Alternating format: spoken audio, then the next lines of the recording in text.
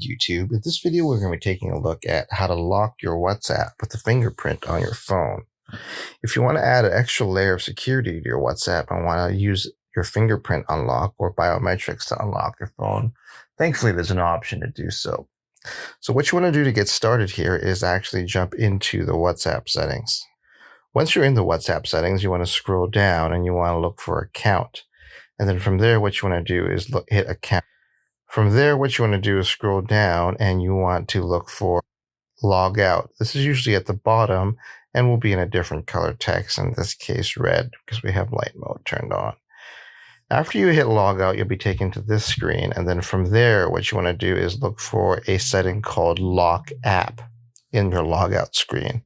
And then from there, you want to hit app lock, and then you can use the toggle switch to turn it on, where you'll be taken to your phone's biometric if you want to lock and unlock the app.